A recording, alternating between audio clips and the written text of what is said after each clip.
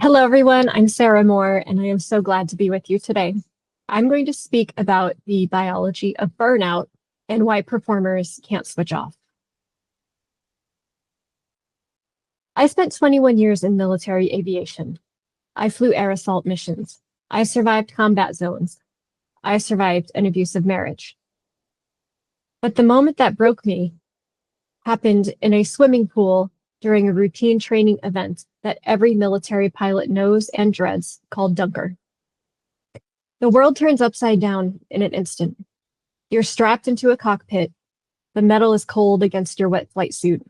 And then, splash, the Dunker, a simulated helicopter crash, hits the water. And within seconds, the cockpit fills with water. You literally watch it rising up, and everyone's trying to get that last breath in. And then it rolls and sinks, and you're submerged, disoriented, and the light from the surface is disappearing. I had done this a dozen times, but this time, something changed. My lungs screamed for air, but my brain did something terrifying. It went quiet. My hands stopped working. My vision narrowed into a pinhole, and my entire body started shaking, and I couldn't make it stop. That day in 2009 wasn't just a training exercise. It was the moment my nervous system finally collapsed under the weight of a decade of high performance pressure. I wasn't drowning in the pool. I was drowning in my own physiology. To understand how I got there, you have to look at the load that I was carrying in 2009. I was 6 months post-deployment from Operation Iraqi Freedom. I had been a Black Hawk pilot in command and a platoon leader in combat operations. I was heavily scrutinized as one of the only women officers in my unit. The weight of responsibility for my troops and my mission was still heavy on my shoulders.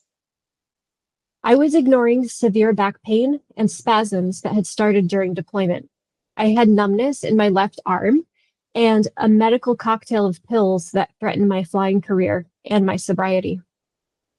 Less than 90 days after landing back in the United States, the Army had pushed me into a 6 months captain's career course.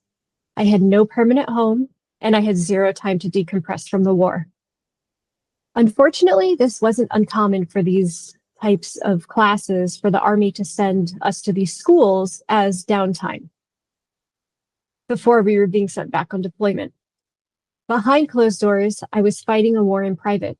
I was isolated in a physically and verbally abusive marriage. In that pool, during that exercise, my nervous system finally hit total system failure. I didn't quit, I broke.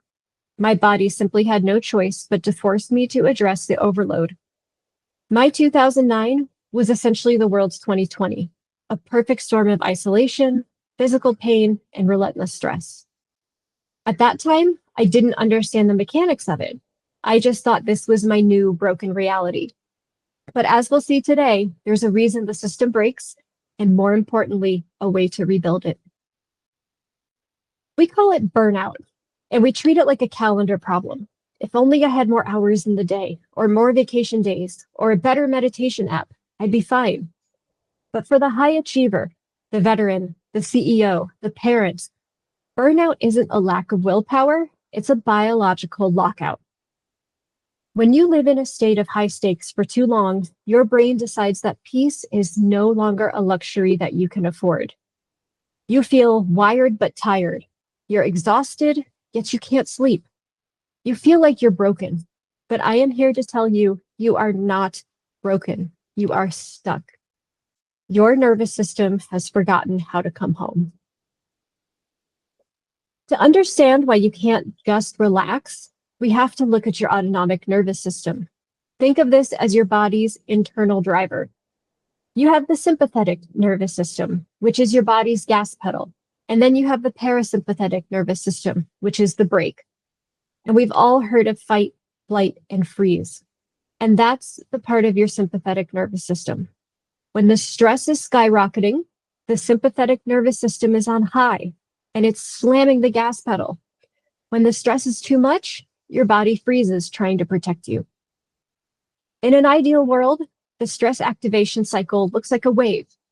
So the stress hits and the sympathetic nervous system activates to take care of that stressful event.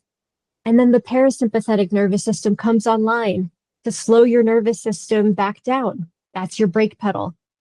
And then your nervous system should essentially be in neutral until the next activating event hits. The problem for high performers is that we spend years slamming on the gas for everything: work, emails, home life, parenting, relationships. Eventually, the cable snaps and the brake has been disengaged for so long that it doesn't even know how to work. Your body learns that neutral, the state of safety, rest, and connection, is dangerous. It feels like a waste of time. So your biology stays in an activated survival mode, even when you're sitting on your sofa on a Sunday afternoon. When I sought help, the answer was often a prescription cocktail of muscle relaxers and pain pills. And while medication has its place, it felt like it was putting a piece of tape over the check engine light without even fixing the engine. I decided to treat myself like a biological puzzle. I dove into neuroscience to find out the real science behind stress, trauma, and PTSD. And if our systems can get stuck, can we retrain the hardware to run properly? I spent 10 years rebuilding my system from the bottom up, moving from the panic attack that I had in that dunker tank back into a fully regulated life. I didn't think my way out of it. I physically worked my way out of it. So to get your damn life back, you need a system, not a suggestion. And this is what I call the damn framework: discovery, action, and momentum. So let's talk about discovery. This is the biological audit. You wouldn't take your car to a mechanic who thinks he knows how an engine works, but has never really looked under the hood, right? Yet we do this to ourselves every day. We try to fix our check engine light with a vacation or a glass of wine without ever even opening the manual. Discovery starts with education. You actually have to learn how your nervous system works. Our modern lifestyle is a sensory assault.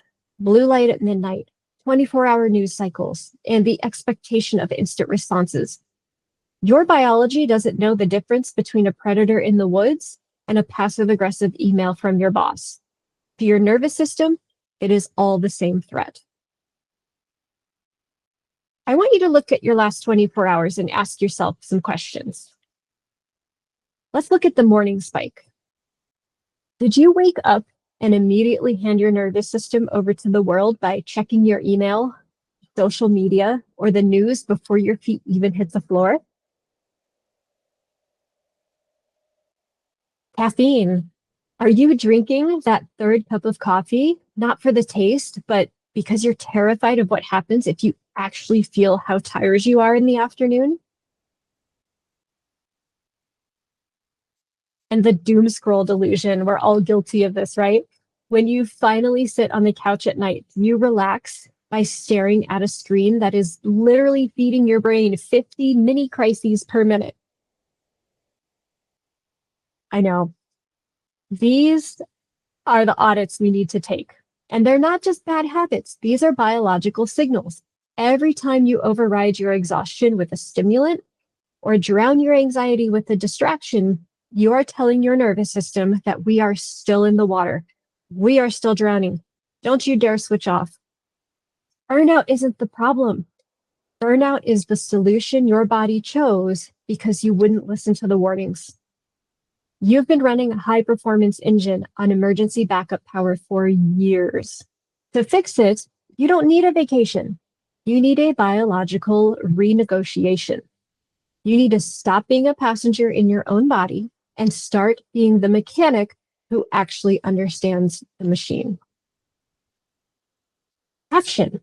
So once you recognized that your system is redline, it's now time to take action. But this isn't about trying harder. It's about a two-pronged attack on your stress.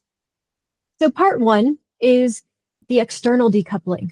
First, you must take action on the stressors that you can control. We often treat stress like the weather, something that's just happening to us. But it's not. Action means looking at that discovery audit and ruthlessly eliminating the friction. It's setting the boundary with the client call who's trying to reach you at 9 p.m. It's deleting that app that leaves you feeling drained. It's renegotiating your goals so that they line with your capacity, not just your ambition. You cannot heal in the same environment that made you sick.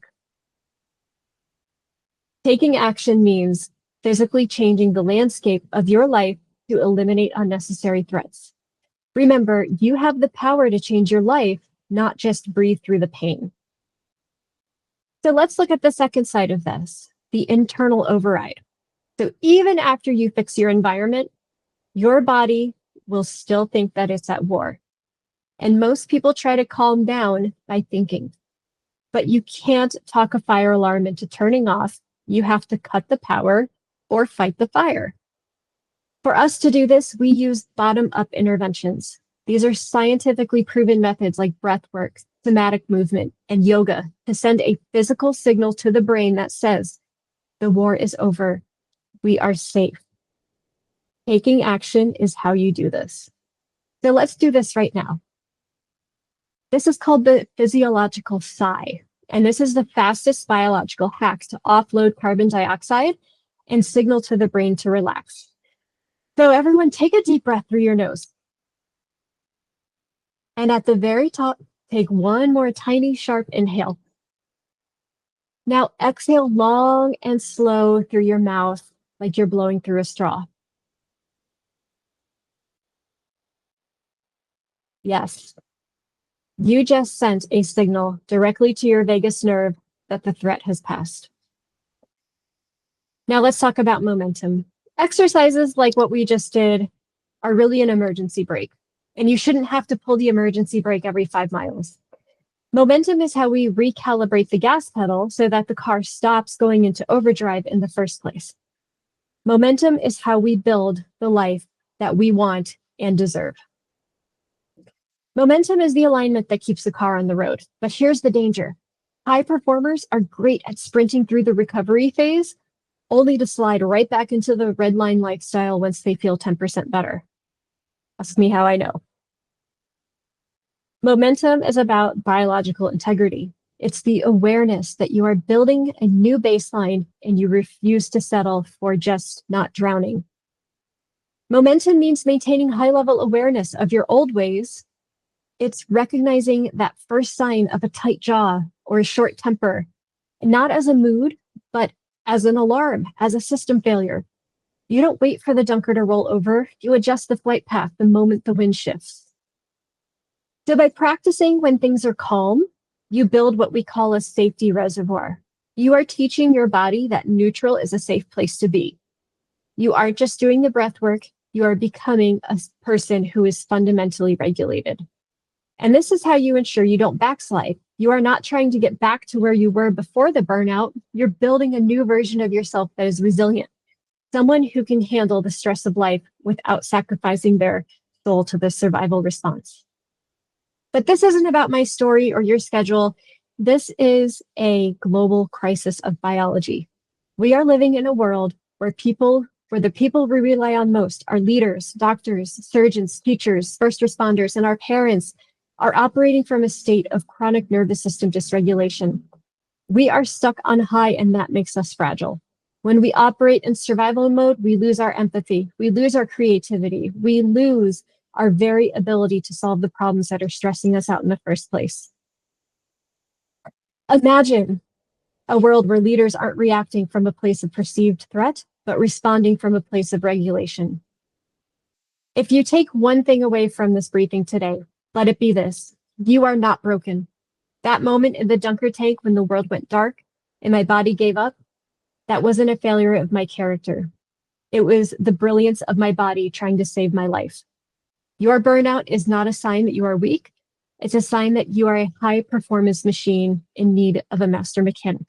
So use the DAM framework, discover your triggers, take action in your environment and your physiology, and build that momentum to stay regulated.